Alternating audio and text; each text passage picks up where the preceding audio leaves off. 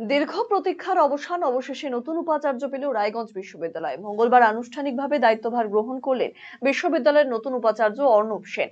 বেশ কিছুদিন অভিভাবকহীন অবস্থায় চলার পর নতুন প্রশাসনিক নেতৃত্বে বিশ্ববিদ্যালয়ের পথ চলা শুরু হওয়ায় স্বস্তির হাওয়া ক্যাম্পাস জুড়ে। দায়িত্ব গ্রহণের পর বিশ্ববিদ্যালয়ের প্রাঙ্গণে প্রবেশ করেন শিক্ষক, শিক্ষাকর্মী এবং আধিকারিকদের সঙ্গে তিনি সৌজন্য সাক্ষাৎ করেন। পরে সাংবাদিক বৈঠকে নিজের ভবিষ্যৎ পরিকল্পনার কথা তুলে ধরেন নবনিযুক্ত উপাচার্য। তিনি স্পষ্ট জানিয়েছেন উপাচার্যের চেয়ারে বসে সম্পূর্ণ নিরপেক্ষভাবে কাজ করবেন। প্রশাসনিক ক্ষেত্রে কোনো রকম পক্ষপাতিত্ব বরদাস্ত করা হবে না বলেও আশ্বাস দেন তিনি। দ্রুত কনভোকেশন আয়োজনের উদ্যোগ নেওয়া হবে বলেও জানিয়েছেন তিনি। পাশাপাশি আইকিউএসি এর আরো সক্রিয় এবং ফলপ্রসূ করতে নতুন পরিকল্পনার কথাও তুলে ধরেন তিনি। যে আমি নিরপেক্ষভাবে কারোর প্রতি আমি পক্ষপাতী বা দেশ না করে আমি ন্যায় করব। বললেন আমাদের ইউনিভার্সিটিতে একাধিক অধ্যাপক ক্যাগ রিপোর্টে বিভিন্ন দুর্নীতিতে যুক্ত রয়েছে, এই ব্যাপারে আপনি কোনো স্টেপ? এই ব্যাপারে আমি এক্ষুনি কিচ্ছু বলবো না, কারণ আমি সবে জয়েন করলাম, তো আমি কিছু জানি না। আপনারা এই ব্যাপারে যদি কিছু জানতে হয়, আপনারা আমাদের ডিন আছেন, আমাদের রেজিস্ট্রার স্যার আছেন, আপনি তাদেরকে জিজ্ঞেস করুন, তাদের বাইক নিন। তবে আমার মনে হয় যে ক্যাগ রিপোর্টে আমি যেটুকু খবর পেয়েছি ভিতর থেকে, যে আমাদের ক্যাগ রিপোর্ট যে প্রবলেমগুলো সামান্য কিছু এসছে, that can be solve. It is A solvable problem. আমার মনে হয় যে এমন কিছু একটা বিরাট কিছু একটা আউট অফ দি প্রপোর্শন হয়ে যাবে যা সলভ করাই যাবে না, এমন কিছু আমার মনে হয় না যে প্রবলেম হবে। আশা করি আমাদের যাদের ক্যাগ রিপোর্টের নামও আছে, they will come out with flying colours. Sir, খুব ইন্টারেস্টিং ব্যাপার, ইংলিশের যে হেড ডিপার্টমেন্ট হচ্ছে তার হেড হচ্ছে ম্যাথমেটিক্স ডিপার্টমেন্টে, এটা কি সম্ভব স্যার? না, এটা ব্যাপারে যেটা যখন হয়েছিল তখন যে যারা দায়িত্বে ছিলেন তারা কি পরিপ্রেক্ষিতে করেছিলেন, কেন করেছিলেন, করার জন্য নিশ্চয়ই কোনো একটা কম্পাইলেশন থেকে এটা হয়েছিল। They are compel to do this. আমি পুরোটা দেখে করব। অলরেডি আমি বলেছি আমাদের আর্টসের ডিনকে এবং আমাদের রেজিস্ট্রার স্যারকে যে ব্যাপারটা দেখে আমাকে খুব তাড়াতাড়ি 2-3 তারিখের মধ্যে রিপোর্ট দেবে। স্যার 7 বছর হয়ে গেল স্যার, বিশ্ববিদ্যালয়ে কনভোকেশন হয়নি স্যার। হ্যাঁ, এটা একটা প্রবলেম, কনভোকেশন হয়নি। এটা আমার এজেন্ডা আছে এবং চেষ্টা করছি অ্যাজ আর্লি অ্যাজ পসিবল। এটা সঞ্চারী দিয়েও বলেছেন, প্রফেসর সঞ্চারী রায় মুখার্জি, উনি বলেছেন যে ওদেরও করতে হবে এবং আমাদেরও করতে হবে। আপনারা শীঘ্রই আশা করি গুড নিউজ পাবেন যে আমরা একটা কনভোকেশন করব। স্যার, আরেকটা প্রশ্ন হচ্ছে ইসির অ্যাপ্রুভ যে আইকিউএসসি আছে তাকে বাদ দিয়ে অন্য কাউকে নেওয়া হবে, ওটা আমরা দেখব। এবং আইকিউএসসি সম্বন্ধে আমার একটা প্ল্যান আছে।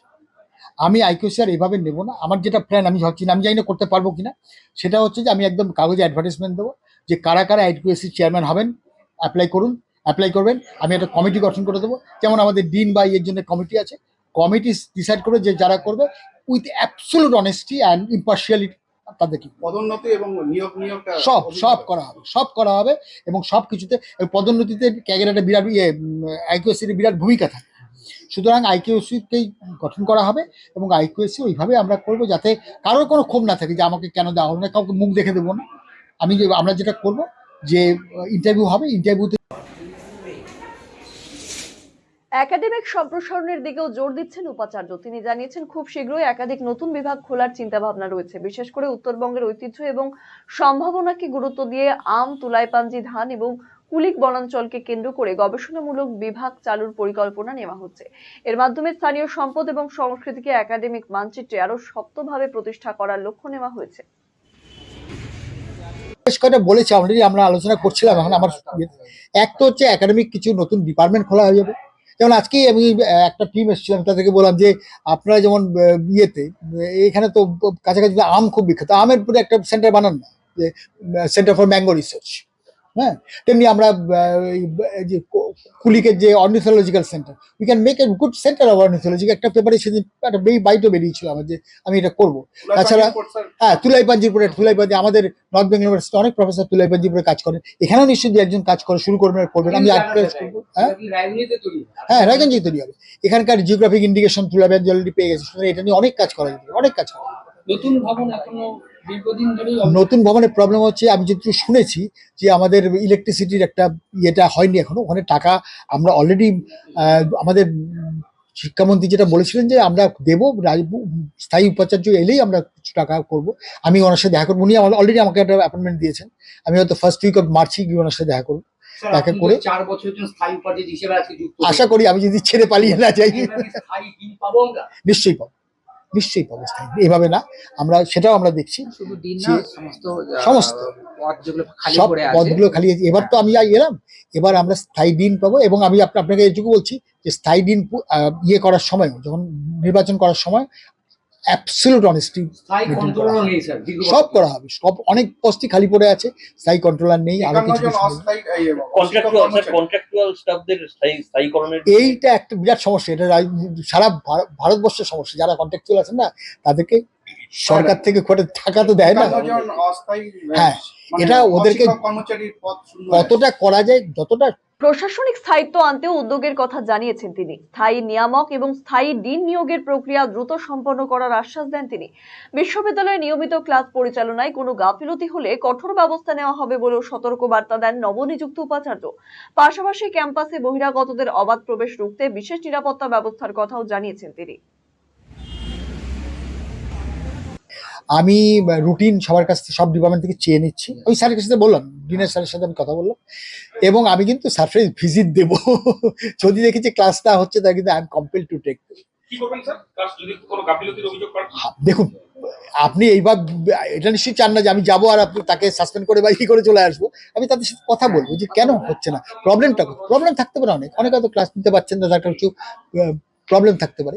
সেক্ষেত্রে আমি তাদের সাথে কথা বলবো, আমি তাদের এনকারেজ করবো টু টেক ক্লাসেস।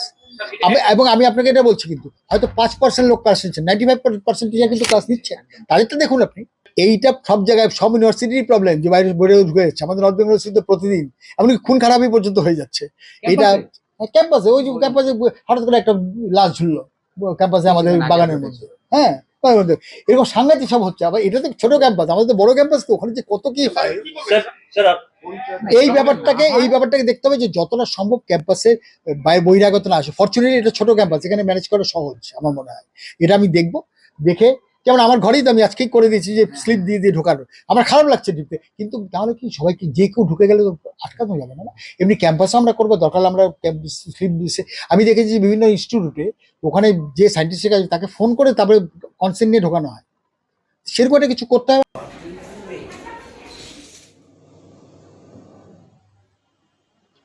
রায়গঞ্জ বিশ্ববিদ্যালয়ের রেজিস্ট্রার দুর্লভ সরকার বলেন, ইসিতে এখনো 3টি পদ ফাঁকা রয়েছে, যার মধ্যে রয়েছে ফিন্যান্স ডিপার্টমেন্টের nominee, state council of higher education nominee এবং ডিপিআই এর নমিনি। এই পদগুলি পূরণ হলে খুব শীঘ্রই ইসির বৈঠক অনুষ্ঠিত হবে।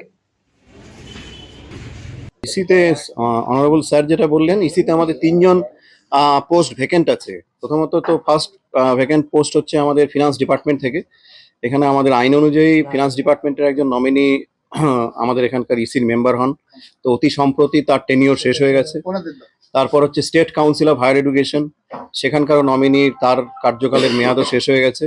এবং আমাদের ডিপিআই এর নমিনি, তার কার্যকালের মেয়াদও শেষ হয়ে গেছে। 3 জায়গাতেই আমরা চিঠি পাঠিয়ে রেখেছি। চিঠি প্রায় 1 মাস হয়ে গেল, চিঠির এখনো উত্তর পাইনি।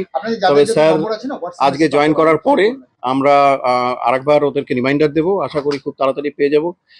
খুব তাড়াতাড়ি পেয়ে গেলেই আমরা ইসির মিটিংটা করতে পারবো। বাকি সব মেম্বার্সরা রয়েছেন, কিন্তু 3 জন মেম্বার এখনো শর্টেজ রয়েছে ইসিতে। ওভারঅল ইসি মেম্বার কত স্যার? 37 না 7? না, আমাদের ওভারঅল ইসির মেম্বার হচ্ছে কি 11 প্লাস আমি এক্স অফিসিয়াল, আমাকে নিয়ে 12। তো 12 জনের মধ্যে 3 জন মেম্বার কিন্তু ইসিতে। নতুন নেতৃত্বের শিক্ষা ও গবেষণার মান উন্নয়ন প্রত্যাশায় এখন তাকিয়ে রয়েছে বিশ্ববিদ্যালয়ের পরিবার।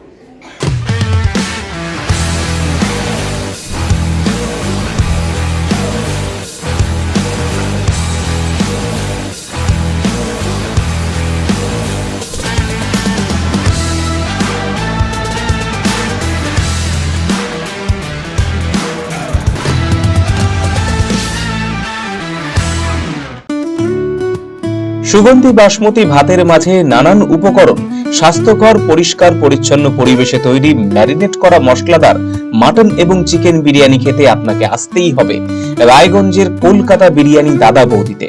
শহরের সেরা মানের বিরিয়ানি খাদ্য রসিকদের তৃপ্তি মেটাতে হাজির দাদা বৌদি। রায়গঞ্জের প্রাণকেন্দ্র মোহনবাটি এলাকায় রায়গঞ্জ জেলা আদালতের প্রবেশদ্বারের কাছে সুস্বাদু মুখরোচক স্বাদে গন্ধে অতুলনীয় বিরিয়ানি পেয়ে যাবেন সারাদিন।